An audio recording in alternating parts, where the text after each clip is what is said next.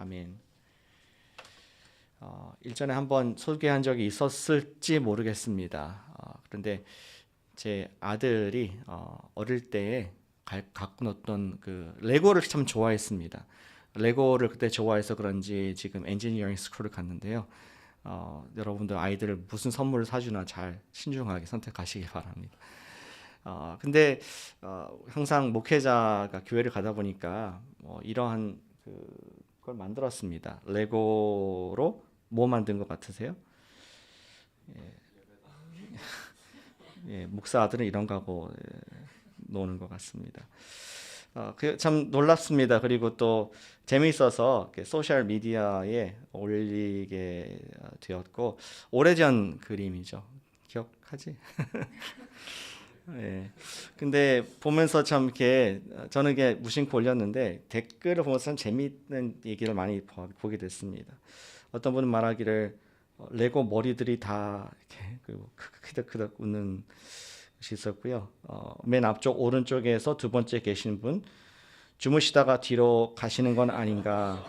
아니면 은혜 받고 아멘 하시는 건가요?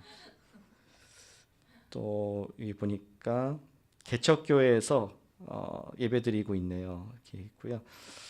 또 그 뒤에 십자가 뒤에 창고가 있는데 디테일에 신경 쓴 것이 너무나 눈에 띄인다고 얘기를 했습니다. 또 여기 그런 말이 있는데 A pastor with the helmet of salvation, breastplate of righteousness. 목사님이 오토바이 투구를 쓴 것이 제일 쿨하다, 이런 얘기도 있었습니다. 또 뭐 3대째 목회자가 진짜 목회자다, 뭐 이런 지민이가 한 것을 가지고 이렇게 재미있는 글들을 적은 것을 보게 되었습니다. 재밌나요? 예. 제 딸은 항상 제가 친구가 없다 그러는데 친구가 많이 있어요. 예, I lost my place here. 죄송합니다.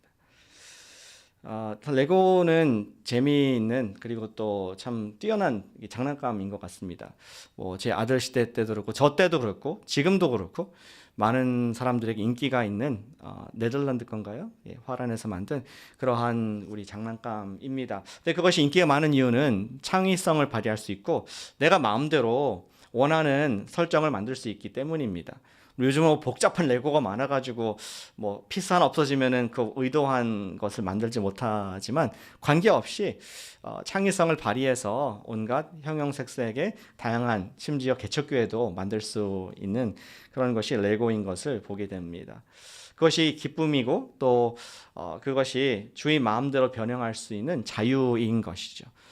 오늘 말씀 예레미야를 통해서 주님께서 그런 말씀을 주고 계십니다. 하나님께 쓰시는 그릇은 어떠한 모양인가? 하나님께서 만들어 쓰시는 그러한 그릇은 어떠한 그릇인가? 그것을 우리 예레미야 선지자를 통해서 우리에게 말씀해 주고 있습니다.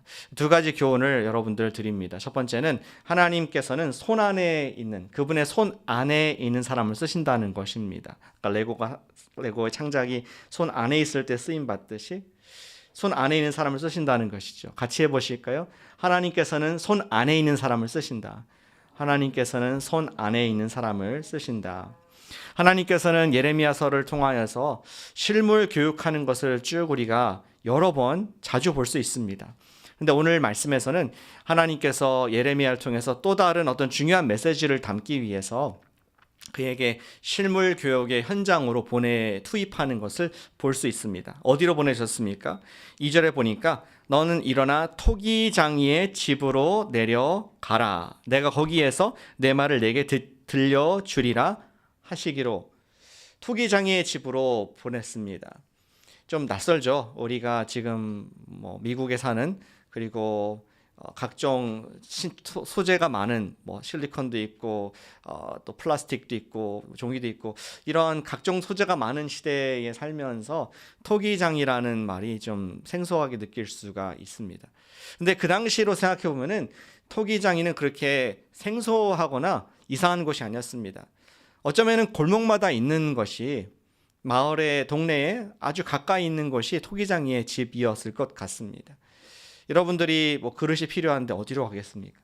일회용 그릇이 되었던, 또는 무엇을 담을 수 있는 용기가 되었던, 아니면 일상에서 매일 쓰는 컵이 되었던, 그것을 구매하러 여러분들은 목공소의 카펜터의 집에 가거나 아니면 토기장의 집에 갈 수밖에 없을 것입니다. 많은 사람들이 매일 출입하는 곳이겠죠. 오늘날 따지면은 월마트가 아닐까, 동네 월마트. 종이 접시 하나 사기 위해서 가는 그러한 곳으로 하나님께서는 지금 예레미야를 보내셨습니다. 월마트에서 영감을 얻었습니까? 하나님께서 말씀하십니까? 좀 의외의 장소, 일상의 장소로 하나님께서는 예레미야를 지금 보내신 것을 볼 수가 있습니다. 토기장이 집에 들어갔을 때에 예레미야가 목격한 광경은 그 농로 휠, 돌아가는 이런 나무로 된 휠 베이스의 농로에 진흙을 얹고 그것을 돌리는 토기장의 모습을 볼 수가 있습니다. 그래서 돌리고 손으로 빚자 진흙이 어떤 모양으로, 쓸모 있는 그릇의 모양으로 바뀌는 재미있는 그러한 모습 보면서 아마 예레미야가 요즘 말로 멍을 때리지 않았을까, 넋놓고 바라봤을 것 같습니다. 그런데 그러다 장인이 갑자기 농로를 멈추더니 아직 다 만들어지지 않은 그릇에 그 손으로 무너뜨린 것이 아니겠습니까? 브레이크하는 것을 목격하게 됩니다. 무엇이 마음에 안 들었던 것 같습니다. 또 아니면 어떠한 그릇에 결점이 있었던 것 같습니다. 무너뜨리고 또 새로운 모양으로 만드는 것을 예레미야가 목격을 하게 됩니다. 그때 하나님께서 말씀을 하십니다. 바로 하나님께서는 이것이 이스라엘의 모습이다, 하나님 손 안에 있는 이스라엘의 모습이라고 말씀을 하고 계십니다. 18장의 4절에 말씀하니까 6절에 보니까 여호와의 말씀이니라 이스라엘 족속아 이 토기장이가 하는 것 같이 내가 능히 너에게 행하지 못하겠느냐. 이스라엘 족속아 진흙이 토기장이의 손에 있음 같이 너희가 내 손에 있느니라. 하나님께서는 지금 이스라엘 비롯해서 모든 나라들이 그분의 손 안에 있는, 그분이 마음대로 만드시고 또 용도를 바꾸실 수 있는 그러한 하나님이 주권자이시고 그들은 진흙이라는 것을 비유를 통해서 말씀해 주고자 하신 것이었습니다. 하나님의 주권, 하나님이 토기장이다는 것을 말씀하고 있는 것이죠. 그러면서 하나님께서는 어떠한 그릇을 장인이 쓰느냐, 하나님께서 어떠한 그릇을 하나님께서 쓰시느냐를 그 원리를 설명하고자 이 비유를, 이 지금 실물 교육을 하고 계셨던 것입니다. 그러면서 말씀하시길 원래 하나님께서 저주하기로 했던 나라랄지라도 그가 악에서 돌이켜 하나님의 손 아래에 들어온다면은 그를 사용하실 것이고, 그것이 8절 말씀이죠. 그러나 반대로 원래 하나님께 세우려고 했던 나라라 할지라도 하나님이 보시기에 악한 길로 가고 그분의 목소리를 듣지 않아 그분의 손을 떠난다면은, 손 밖에 난다면은 아까 그릇과 같이 깨트려 버린다, 복에서 벗어날 것이다, 복에서 돌이키실 것을 하나님께서는 또 10절에서 말씀을 하고 계십니다. 주님께서는 결국 토기장이의 비유를 말씀하면서 중요한 교훈을 말씀하고 계십니다. 아까 우리 함께 외쳤듯이 하나님께서는 누굴 쓰십니까? 하나님께서 당장 손 안에 있는 사람들을 쓰신다는 교훈을 주고 있습니다. 하나님의 손에 밖에 벗어난 사람은, 그런 진흙은 부수거나 깨뜨려 버린다는 것을 말씀하고 있는 것이죠. 그러나 우리는 진흙과 또한 다르게 선택할 수 있는 권리가 있습니다. 능력이 있습니다. 하나님의 뜻 가운데 있으면, 다시 말해서 그분의 손 아래에 있으면 그분의 귀한 그릇으로 쓰일 수 있습니다. 그것은 우리의 선택입니다. 우리가 하나님 안에 있느냐 아니면 그분의 손에서 벗어나느냐에 따라서 우리는 그분의 뜻에 쓰임받을 수가 있고 아니면 버림받을 수도 있습니다. 하나님의 뜻을 벗어난 인생, 그분의 손에 들어가 있지 않으면 그분께서는 파기해버리고 결국 심판해버릴 수밖에 없다는 것을 아주 신랄하게 토기장이의 모습을 통해서 말씀하고 계십니다. 하나님께서 심판하실 의도를 갖고 있었고 하나님 손에서 벗어나서 버릴 의도였지만 그들이 변화하여서 놀랍게 쓰인 경우가 있었습니까? 예, 과연 우리 성경에 그런 예가 많이 있는데요. 대표적으로 생각나는 것이 우리 그 니느웨 사람들이 생각이 납니다. 요나 시대 때에, 비원전 8세기 때에 하나님께서는 이제 아수르의 수도였던 악한 니느웨를 멸망하고자 저 멀리 이스라엘에서 우리 요나를 보내게 됩니다. 요나가 여러분 아시다시피 하나님께 반항을 하고 저기 악한 사람들은 처벌을 받아야 돼요. 내가 가기 싫습니다. 버팅기다가 그가 하나님의 물고기 또 혼나는 훈계를 받고 그가 결국은 그 성에 가죠. 근데 건성으로 얘기했습니다. 그 3일 동안 쭉 들어가서 외쳐야 될 만큼 큰 12만 명이 사는 그 당시에 고대 근동에 12만 명이면은 메트로폴리스입니다. 굉장히 큰 도시였습니다. 거기에 3일 길을 쭉 걸어가면서 심판을 외쳐야 되는데 대충 하루 그냥 목에 사인 정도 걸고 작은 목소리로 하나님 심판이 있다 회개하라 그런 메시지를 건성으로 했을 것으로 우리 성경은 말씀해 주고 있습니다.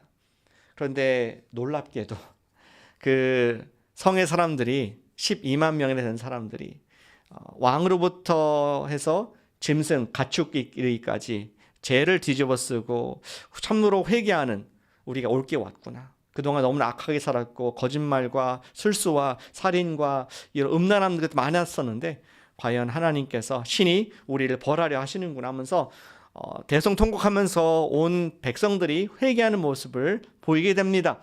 그때에 하나님께서는 그 뜻을 돌이키시죠. 그리고 지금도 성경에 나오는 이야기로 하나님의 복음의 도구로 요나를 통한 복음의 도구로 지금도 그릇으로 쓰시는 것을 우리가 볼 수가 있습니다. 오히려 요나가 삐져가지고 뾰루퉁해가지고 하나님 왜 그 악한 사람 살려주십니까? 하나님의 긍휼하심에 오히려 큰 도전을 받는 요나의 모습을 성경에서 기록하고 있습니다. 이 토기장이의 비유에서 그런 내용입니다. 버릴 줄 알았는데 그들이 바꿔서 하나님 손안에 들어왔을 때 오히려 그릇이 되어서 요나를 통한 복음 메시지를 전하는 그런 놀라운 쓰임받는 그릇이 되었다는 것이죠. 또 그런 예가 있습니까? 반면에 원래는 하나님께서 쓰시를 아름다운 그릇으로 잘 준비가 되었는데 하나님 손 밖으로 벗어나서 심판의 대상이 되었던 경우. 안타깝게도 지금 예레미야가 설교하고 있는 그 대상들이 유다와 예루살렘이 바로 그러한 운명에 처할 사람들이었습니다. 원래는 성전도 세워주고 원래는 다윗을 통해서 의로운 통치를 줄 그러한 하나님께서 애중지하시는 자식 같은 아들 된 이스라엘이었지만 그들이 우상을 섬기고 스스로 하나님의 손에서 벗어났을 때에 하나님께서는 그들을 바벨론에 의해서 멸망을 당하게 하시고 바벨론에 의해서 끌려가도록 그 민족이 거의 전멸되도록 허용하신 깨트려버리시고 그들을 내치신 그러한 역사의 비운의 주인공이 바로 유대인들인 것을 보게 됩니다. 하나님께서 당신의 손뜻 안에 있는 백성, 당신의 손 안에 있는 백성들을 사용하신다는 것을 보게 됩니다. 하나님의 손 안에 있다는 것은 하나님을 아까 주권자라고 했죠. 그분의 주권을 인정하는 하나님을 따라가는 구원받은 백성을 말하는 것입니다. 그분의 목소리를 청종하는 그런 사람들을 말하는 것이죠. 사랑하는 여러분, 여러분들은 주님의 음성을 듣고 여러분의 삶의 모든 영역이 나의 그냥 주일날 이 스케줄만 아니라 나의 모든 시간과 나의 모든 계획과 나의 모든 지체까지도 주님 아래 통치 안에 주님의 손 안에 있는지 돌아볼 때에 우리는 그분의 안에서 쓰임받는 그릇이 될 수 있다는 것을 믿으시기를 축복합니다. 역사 가운데서도 의외의 그러한 하나님께서 쓰셨던 그릇들이 있습니다. 지난번에 영국에 여행하면서 리버풀에 갔었습니다. 영국의 그 리버풀 유명한 거기에서 비틀즈가 탄생했죠. 그리고 또 존 레넌 이런 사람들이 그 캐버런 카페에서 캐버런 클럽에서 처음 소인조 밴드 시작했습니다. 근데 그 얘기하고자 하는 것은 아니고 리버풀에 가서 우리 해상 무역을 노예 해상 무역의 캐피탈 18세기의 중심지였는데 거기에서 박물관을 보면서 한 사람이 생각이 났습니다. 여기 그 모형인데요. 여기 밑에 노예들이에요. 흑인 노예들을 마치 칼고와 같이 눕혀가지고 많이 차지하지 않도록 체인을 해가지고 쭉 눕혀있는 이런 잔인한 이런 배들을 보면 생각나는 사람이 있었습니다. 그는 원래 아버지가 해상 무역을 하는 상선을 그런 아들로 태어났습니다. 런던에서 그가 1700년도 초반에 태어나게 됩니다.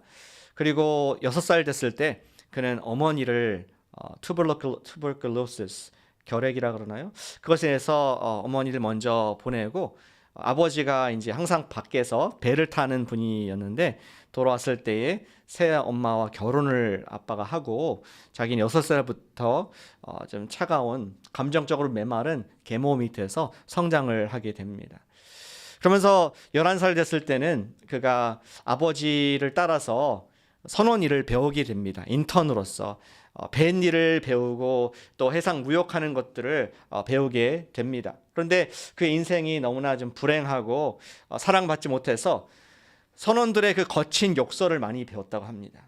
입에 담기 험한 욕들을 배우고 나중에 또 다른 배에 다른 선장 밑에 일했을 때 선장이 깜짝 놀랐다고 합니다. 내가 평생 들어보지도 못한 그런 창의적인 욕들을 너무나 잘하는구나 하면서 그 사람에 대해서 징계를 하고 나중에 배에서 감금을 하고 불량한 반항적인 태도와 욕설로 가득한 그의 입술과 마음을 보면서 많은 사람들을 힘들게 했던 그런 사람이었습니다. 그러다가 그가 한 번은 큰 폭풍을 만나게 되죠. 선원으로 일을 하는데 북대서양에 어쩌면 타이타닉이 침몰했던 그런 아주 거친 바다에서 그는 엄청난 폭풍을 만나게 됩니다. 근데 그때 한 사람이 죽습니다.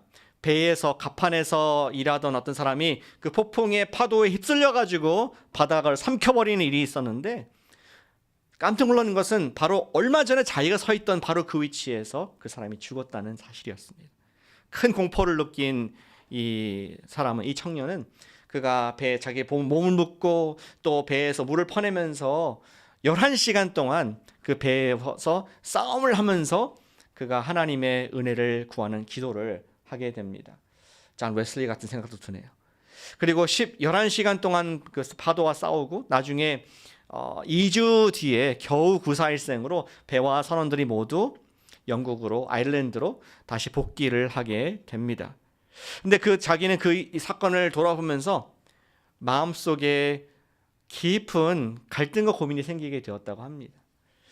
그러면서 예전에 들었던 성경의 이야기, 우리 마가복음에 나오는 바디메어가 예수님께 했던 기도가 생각났습니다. 다윗의 자손 예수여 나를 불쌍히 여겨 주시옵소서. Lord have mercy on me. 그 기도가 자기 마음의 기도였습니다. 그 배에 풍랑이 일었을 때에 자기가 기도했던 그 기도 내용인데 내가 과연 주님의 mercy, 주님의 자비와 긍휼을 받을 만한 자격이 있는 사람인가? 내가 많은 사람들을 낙심시켜서 정말 힘들게 했고 감옥도 갔다 왔으며 그리고 자기가 하나님께 대한 반항적인 태도를 가지고 하나님이 없다 신화로 취급하며 하나님을 멀리했던 내가 과연 하나님의 긍휼을 받을 만한 자격이 있을까? 이런 영혼의 깊은 밤을 지내다가 결국 그는 예수님을 자기의 주인으로 영접을 하게 됩니다. 그가 결혼하게 된 부인을 통해서 또 그 망령을 받게 되는데요. 그래서 그가 나중에는 목사가 됩니다. 그리고 그가 이제 아까 예전엔 선장을 향해서 온갖 역설을 하고 또 노래를 지어서 놀리는 노래들을 부여 불렀었는데 이제는 찬송시를 짓는 사람으로 바뀌게 되었고 매 예배 때마다 새로운 찬송을 지었다고 합니다. 그 중에 한 가지가 자기의 간증을 담고 있는 Amazing Grace라는 그러한 찬송을 그가 적게 되는 것이죠. Amazing Grace, how sweet the sound. It saved a wretch like me. 나와 같은 이러한 영혼에 파선받은 사람들을 나를 구원하신 주님의 놀라운 은혜. 자기도 몰랐겠지만 그것이 수백 년간 그 뒤에 계속 하나님께서 수많은 사람들을 바꾸는 그 간증이 감동이 되고 나와 같은 울림이 되면서 많은 사람들에게 각성을 일으키고 미국 대각성 조나단 에드워드가 살았던 그 시대에 많은 사람들이 그 찬양을 통해 주님께 돌아오는 놀라운 찬송시로 쓰임받게 된 것을 보게 됩니다. 참 놀랍지 않습니까? 존 뉴턴이라는 분의 이야기죠. 아실 겁니다. 참 놀라운 것은 하나님께서 그냥 버리기로 폐기 처분하고 그 입술에 담지 못할 더러운 그러한 저속한 인생 그릇이었지만 그가 그의 삶이 하나님 손 안에 있음을 깨닫고 그 안에 들어갔을 때에 그 그릇은 찬송의 그릇으로 많은 사람들을, 여러분들도 그 이름을 알고 여러분들도 그 노래를 알 만큼 하나님께서 놀랍게 귀하게 그릇을 사용하신 존 뉴턴의 일생을 역사가 지금 간증하고 있는 줄로 믿습니다. 여러분들은 주님의 손 안에 있는 그릇입니까? 우리가 그분의 손 안에 있을 때에 그분께 쓰시는 아름다운 그릇이 될 줄로 믿으시길 축복합니다. 대부분의 분들이 예수님을 구세주 주님 믿으셨습니다. 그런데 질문하고 싶은 것은 여러분들의 모든 삶의 영역들이 주님의 손 아래에 있는지 돌아보길 원합니다. 나의 생각, 나의 감정, 나의 언어, 나의 행동, 나의 시간, 나의 가족, 나의 모든 자녀들, 이것들이 주님 안에 있을 때에 주님께서 쓰시는 그릇이 될 줄로 믿습니다. 그리고 아직 예수 그리스도를 구세주와 주님으로 영접하지 않아서 손 밖에 있는 분이시라면 지체하지 말고 예수님을 주님으로 영접하여서 하나님의 그 은혜의 손에 의해서 빚어감을 당하는, 그리고 영원한 생명을 누리는 도구로서 쓰임받는 여러분 되시기를 축복합니다. 주님께서 쓰시는 도구는 첫째, 주님의 손 안에 있는 그릇을 주님께서 쓰신다는 것을 말씀해 주고 있습니다. 그리고 두 번째 우리에게 주시는 중요한 교훈, 예레미야를 통해서 농노의 교훈을 주시는 것이 있습니다. 두 번째는 하나님께서는 누굴 쓰십니까? 겸손한 사람을 쓰신다는 것입니다. 같이 해주실까요? 하나님께서는 겸손한 사람을 쓰십니다. 하나님께서는 겸손한 사람을 쓰십니다. 오늘 18장 11절 12절 마무리는 그렇게 유쾌한 엔딩이 아닙니다. 11절에서 하나님께서 지금 이 목적을 위해서 비유를 들었다라고 말씀해 주시죠. 그러므로 이제 너는 유다 사람과 예루살렘 주민에게 말하여 이르기를, 여호와의 말씀에 보라, 내가 너희에게 재앙을 내리며 계책을 세워 너희를 치려 하노니 너희는 각기 악한 길에서 돌이키며 너희의 길과 행위를 아름답게 하라 하셨다. 지금까지 재밌게 들었느냐? 이렇게 얘기하는 것이 하나님께서 남 얘기가 아니라 예루살렘과 유다, 나의 백성을 향한 나의 마음을 담은 이야기이다. 저 니느웨 얘기가 아니라 너희들이 돌아오기 원하는 그러한 나의 스토리다. 그러면서 12절에 하지만 하나님께서는 속임을 당하지 아니하시고 어떻게 반응할지도 아셨습니다. 그러나 그들이 말하기를, 이는 헛되니 우리는 우리의 계획대로 행하며 우리는 각기 악한 마음이 완악한 대로 행하리이다 하느니라. 하나님 아무리 농로를 보여주고 진흙 얘기하고 토기장이 해도 우리는 변함이 없습니다. 우리는 우리의 가던 길로 그냥 그렇게 살 테니까 하나님 don't bother, 우리를 귀찮게 하지 마십시오. 우리를 바꿀 생각을 하지 마십시오. 이러한 반응을 하나님께서는 이미 보고 계셨고 알고 계셨습니다. 그럼에도 불구하고 하나님께서 굳이 이러한 일들을 하시고 계신 것은, 말씀하신 것은 바로 하나님께서 유다와 이스라엘을 사랑하시고 그들이 여러 번 회개할 것을 말씀하고자 직접 그들을 향해서 2인칭을 쓰면서 그들에게 도전하신 것을 볼 수 있습니다.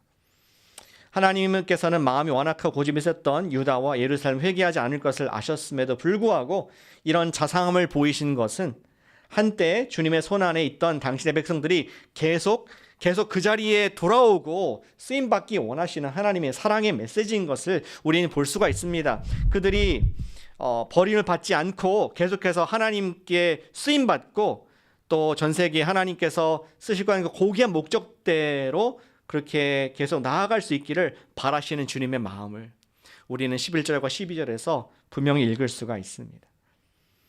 하나님께서는 당신이 한번 택한 그릇에 굉장히 관심이 많다는 것을 아십니까? 에이, 좀 깨졌네, 갖다 버려.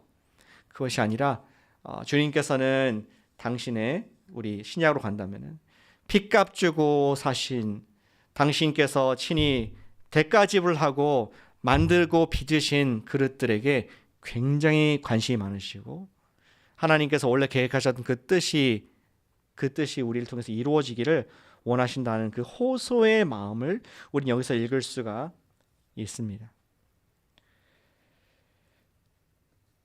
우리 여러분들도 우리 기억할 것은 하나님께서 우리를 만드셨고 그릇으로 비워주셨다고 해서 모든 그릇을 똑같이 쓰는 것은 아닙니다.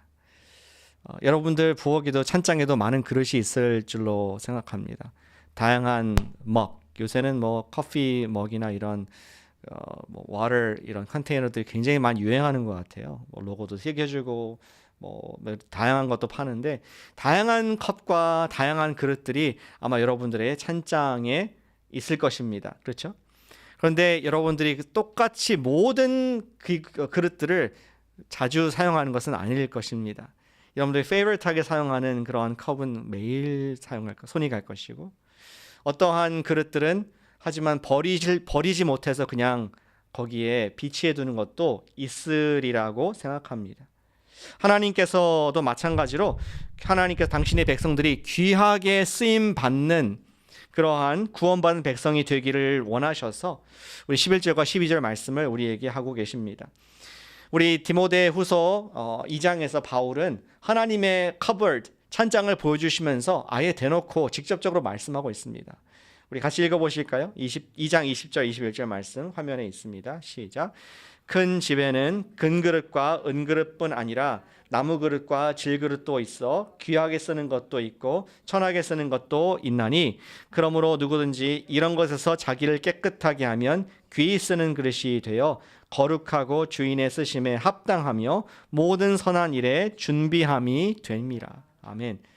바울은 아버지의 마음을 담아서 그의 제자 디모데 그리고 그의 교회가 하나님의 쓰시기에 ready된 쓰시기에 합당의 귀한 그릇으로 남아있기를 원해서 너희들이 다 구원받은 그릇이지만 정말 쓰임받기 원한다면 이 조건이 있다. 자기를 깨끗하게 하면 귀히 쓰는 그릇이 되어서 주님께서 기쁘게 쓰신다. 이러한 영적인 교훈을 하고 있습니다. 이것이 유다에게는 무슨 의미가 있었습니까? 자기를 깨끗하게 한다는 것.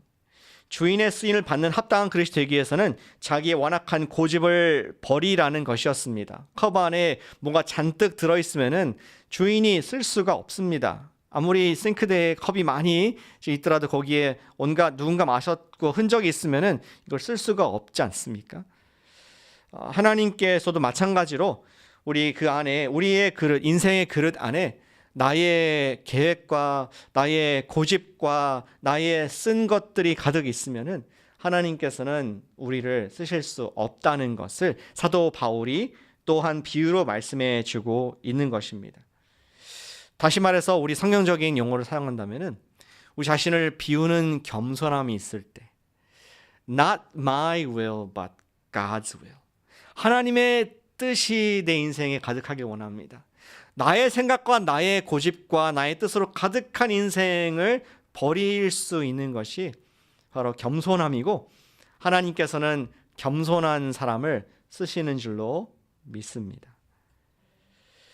그것이 인류 역사상 가장 귀하고 가장 위대하게 쓰임받았던 인물인 예수 그리스도의 태도였습니다. 우리가 잘 아시는 또 다른 찬송시 바울이 지었던 우리 빌립보서 2장 5절 8절 말씀에 이렇게 기록하고 있죠. 여러분 들어보시기 바랍니다. 다시 한번 아시는 말씀이지만 너희 안에 이 마음을 품으라 곧 그리스도 예수의 마음이니 그는 근본 하나님의 본체이시나 하나님과 동등됨을 취할 것을 여기지 아니하고 오히려 자기를 비워 종의 형태를 가지사 사람들과 같이 되셨고 사람의 모양으로 나타나 자기를 낮추시고 죽기까지 복종하셨으니 곧 십자가에 죽으심이라.